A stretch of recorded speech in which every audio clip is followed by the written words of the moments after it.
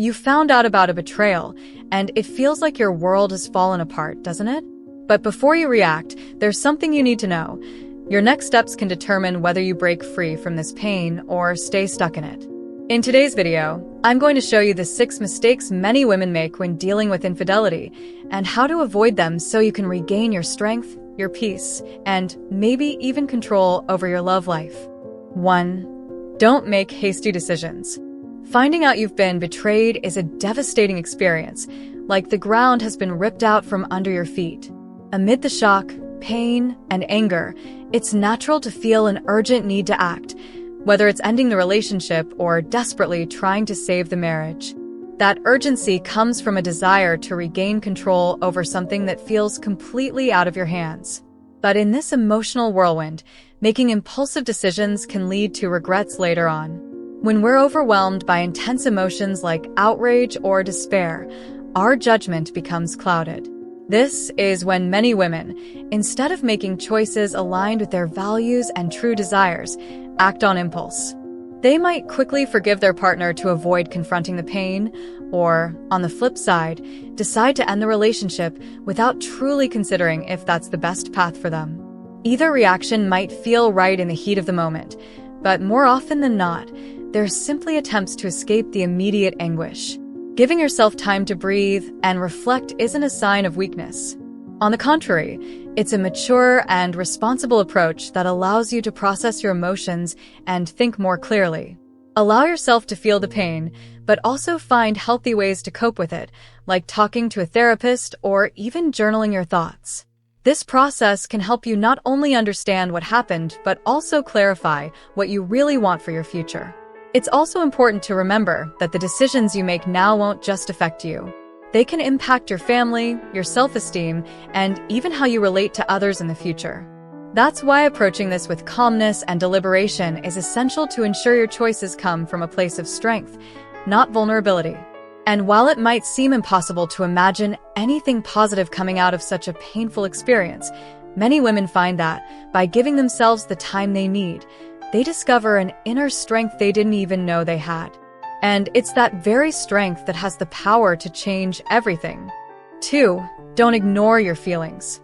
Discovering a betrayal feels like a hurricane tearing through your life. The pain seems unbearable, and the confusion is overwhelming. In this moment, many women have an automatic response, trying to push down their emotions, pretending everything is fine, or focusing solely on fixing the situation. It's common to hear things like, "I don't want to seem weak," or "I need to stay strong for my kids." But ignoring how you feel won't make the pain go away. In fact, it can turn it into an even heavier burden to carry. Your feelings, whether they're anger, sadness, humiliation, or even emptiness, are valid and deserve to be acknowledged. Pretending they don't exist won't make them disappear. Often, these emotions resurface later, in unexpected ways. Bursts of anger, difficulty trusting others, or even physical symptoms like insomnia or anxiety. Allowing yourself to feel is the first step toward healing. You have every right to cry, to scream, to feel vulnerable. This doesn't mean you're failing or losing control. In fact, it's a sign that you're facing the situation head-on instead of sweeping it under the rug. This emotional validation process is essential for beginning to understand what you need to move forward. It's also important to remember that you don't have to go through this alone. Reaching out to someone you trust, like a close friend, a therapist, or a support group, can be incredibly freeing. Talking to someone who is willing to listen without judgment can help you sort through your thoughts and process your feelings. Sometimes, the tendency to ignore your emotions comes from the belief that it's better to just let it go and move on. But moving on doesn't mean erasing what happened. It means learning how to deal with it in a healthy way. And to do that, you first need to look within and understand what's happening in your heart. If you're finding this content helpful and think it could support you or other women through tough times, give this video a like. It shows me that we're in this together. Don't forget to subscribe to the channel and turn on notifications so you don't miss future content.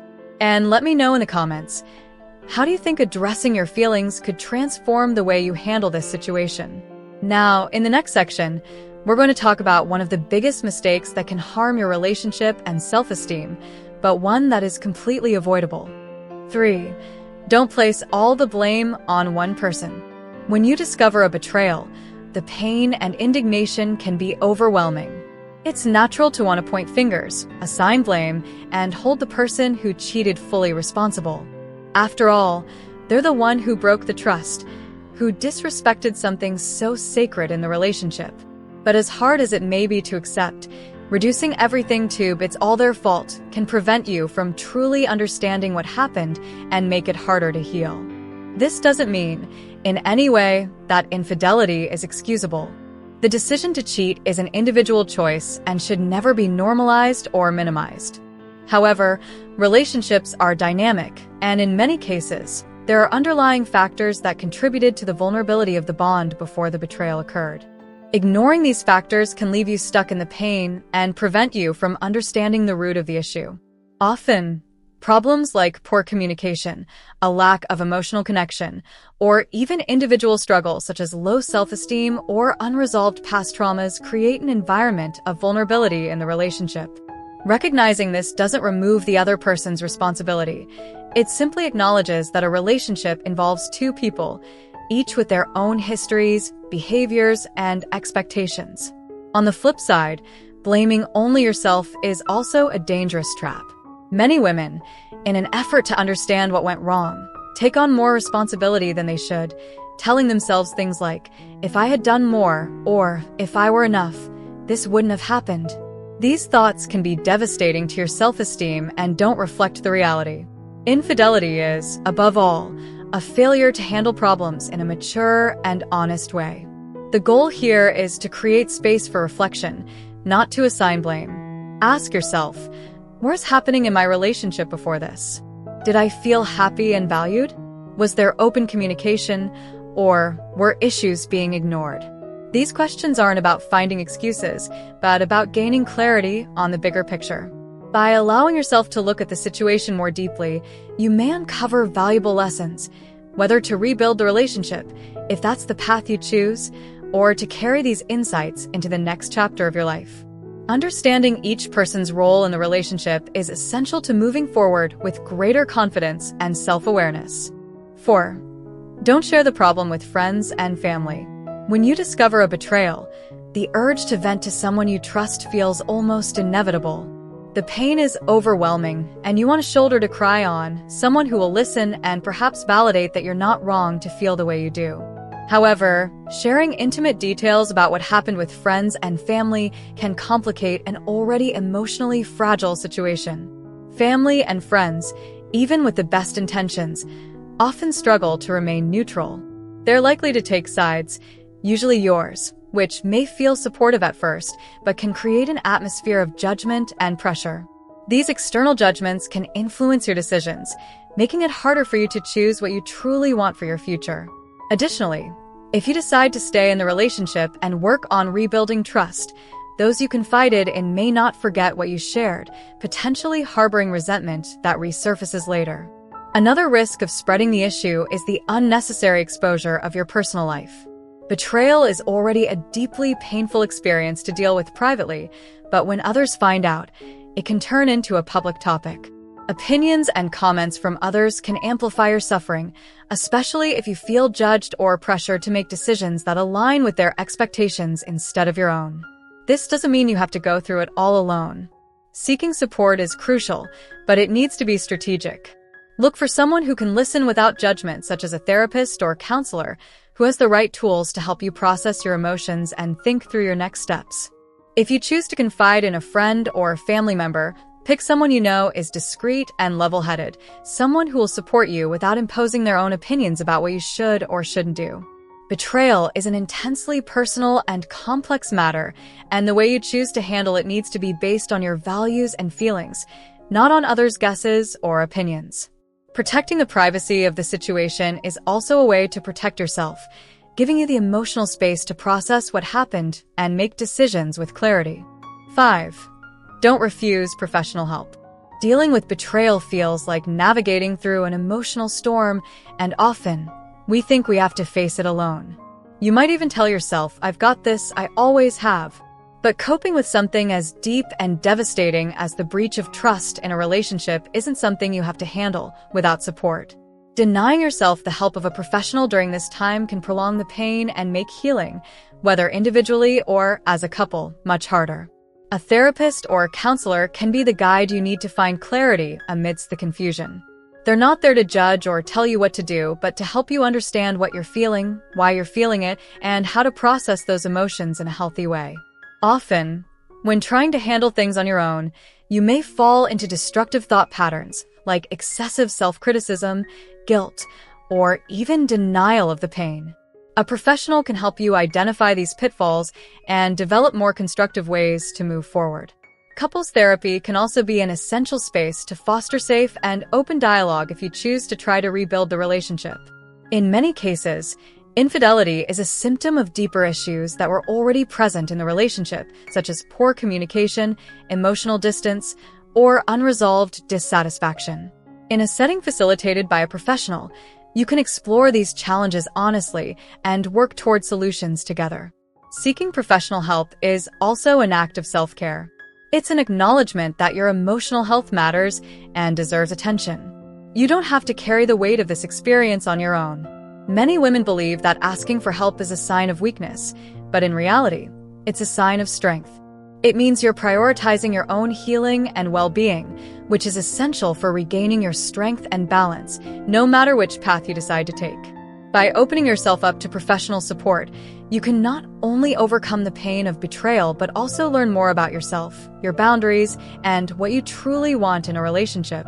This process can be transformative, helping you emerge stronger and with greater clarity about what you deserve and expect for your life moving forward. Now that you understand how professional help can be a powerful tool in your healing journey, let's dive into one final mistake many women make, one that can completely sabotage their chances of overcoming infidelity. 6. Don't stay in a relationship without resolving the issues. After infidelity, many women face the tough decision of whether to stay or leave the relationship. It's natural, driven by fear of change or the desire to keep the family intact, for the initial choice to be staying together. However, staying in a marriage without addressing the issues that led to the betrayal can be a painful and often irreversible mistake. Infidelity is like an open wound in the relationship. Ignoring that wound and trying to move forward as if nothing happened can breed resentment, distrust, and emotional dissatisfaction. Without addressing the root cause of the problem, the relationship may devolve into a cycle of conflict, silence, or emotional distance instead of becoming an opportunity for growth and reconnection. Rebuilding a relationship after infidelity requires mutual effort, commitment, and a lot of transparency. It's not enough to simply promise, "This will never happen again."